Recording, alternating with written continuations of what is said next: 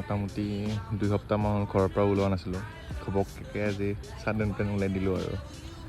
welcome to my mini blog নেকি এইটো আমাৰ ইনফ্লুৱেঞ্চাৰটো এইটো আৰু হিৰক আজিকালি নতুন ইনফ্লুৱেঞ্চাৰ হৈছে